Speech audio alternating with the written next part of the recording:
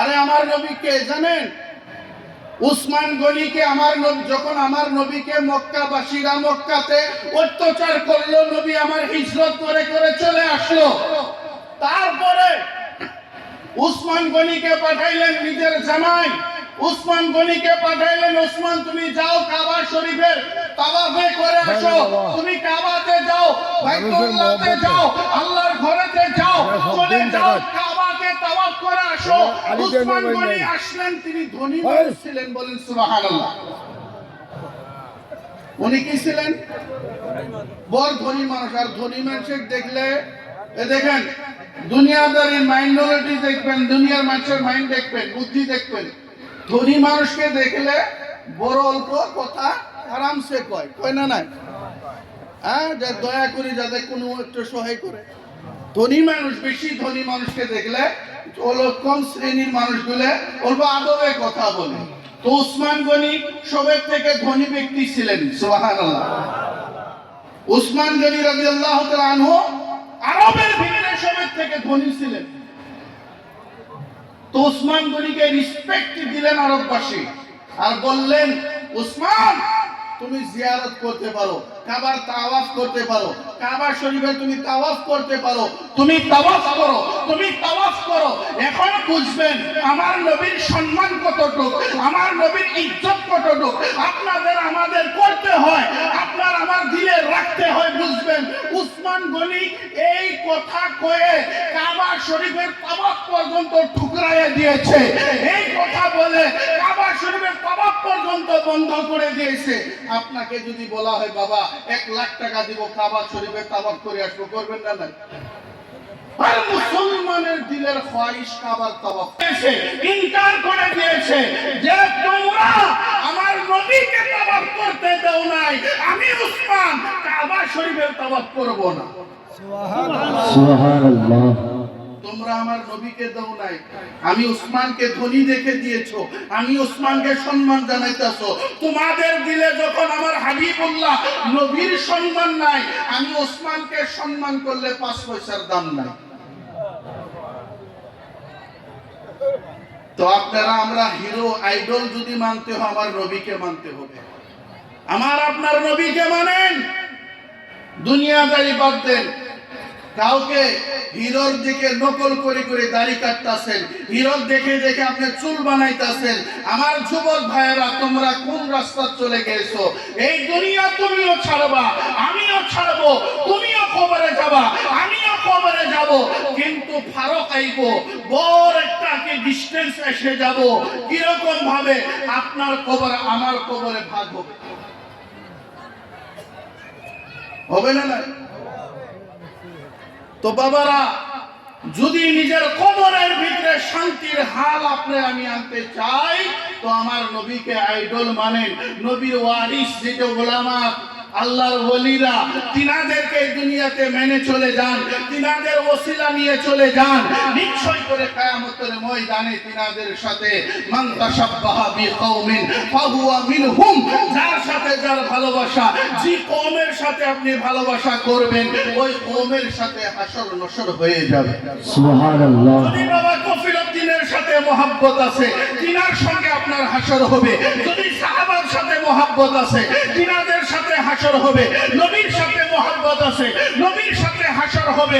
সিনেমার অ্যাক্টরের সাথে মহব্বত আছে, সিনেমার অ্যাক্টরের সাথেই আপনার হাসর হবে। বুঝলেন? মহব্বত এখন কাক করবেন, এটা আপনার জিম্মেদারি। প্রেম কাক করবেন, জিম্মেদারি আপনার। ভালো কাকে বাসবেন, জিম্মেদারি আপনার। প্রেম যদি করতে হয় নবীকে করো, ভালো বাসতে হয় নবীকে বাসো। বলেন সুবহানাল্লাহ। নবী ছাড়া গতি নাই। তো আমার নবীর রাস্তা কোনটা? আমার নবী তো এখন জিন্দা, হায়াতে আমাদের চোখে নাই। হায়াত আছে, জিন্দাও আছে, সবকিছু আছে, কিন্তু আমাদের চোখের পর্দা থেকে আড়ল হয়ে আছে। আল্লাহর নবী পাক সাল্লাল্লাহু তাআলা আলাইহি ওয়াসাল্লাম আমাদেরকে যেটা রাস্তা দিয়েছে, আমার নবী যে গেছে সেই রাস্তা হইল আমার আল্লাহর রাস্তা। বলেন সুবহানাল্লাহ। আল্লাহ রাব্বুল আলামিন কোরআনে বলেছে ইন্নাল্লাযীনা ইউবাইউনাকা ইন্নামা ইউবাইউনাল্লাহ ইয়াদুল্লাহি ফাওকা আইদিহিম। বলেন সুবহানাল্লাহ। সুবহানাল্লাহ। আয়াত নম্বর হইল 10 আল্লাহর পবিত্র কোরআন। আল্লাহ বলতাছে তোমরা বায়াত গ্রহণ করো আমি আল্লাহর হাতে। বলেন সুবহানাল্লাহ। সুবহানাল্লাহ। কার হাতে? বায়াত গ্রহণ করো। বায়াত মানে কি? তরিকা যেটা আমরা নেই। আমার বাপের ঘরের কথা আমি বলি নাই, আপনারা তরিকা নিয়েছেন, ভুল করেন নাই, বলকে আল্লাহর কোরআনের আয়াতের প্রতি আমল করেছেন। সুবহানাল্লাহ। আমরা তরিকা নিয়েছি, ভুল হয় নাই, আল্লাহর কোরআনের প্রতি আমল হয়েছে। আল্লাহ কইতাছে ইন্নাল্লাযীনা ইউবাইউনাকা ইন্নামা ইউবাইউনাল্লাহ, তোমরা বায়াত হও আমি আল্লাহর হাতে। কার হাতে? আল্লাহকে কেরা কেরা দেখছেন? হাত উঠান। কেউ তো উঠাইতেছেন না। আল্লাহ বলতেছে আমার হাতে বায়াত হও। কার হাতে? নিশ্চয় করে আল্লাহ বলতেছে নিশ্চয় করে তোমরা বায়াত হও আর আমার হাতে হও। ইয়াদুল্লাহি ফাওকা আইদিহিম, আমি আল্লাহর কুদরতি হাতে তোমরা বায়াত গ্রহণ করো। বলেন সুবহানাল্লাহ। সুবহানাল্লাহ। আল্লাহর কুদরতি হাত।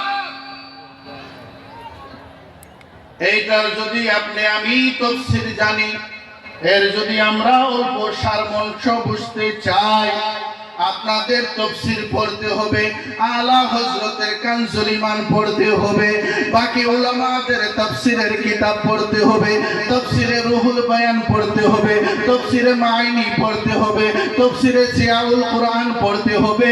আপনারা সেই জায়গায় দেখতে পারবেন ওই বায়াতটা বেলেগ নয়, আমার নবীর হাত, সাহাবার হাত, তাবেঈনের হাত, আর বর্তমান যুগে আল্লাহর ওলির হাত। আল্লাহু আকবার। ইয়া রাসূলুল্লাহ। জিন্দাবাদ।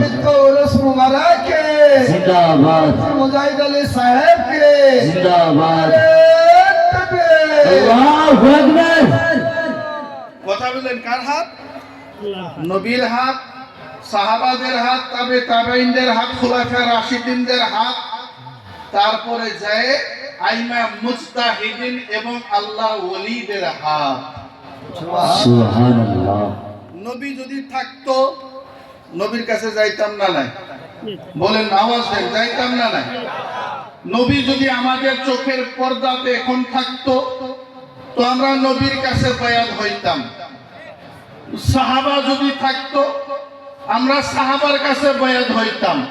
না নবী আছে আমাদের চোখের সামনে, না আমার চোখের সামনে সাহাবা আছে, না তাবেঈন আছে, না ইমাম মুজতাহিদিন।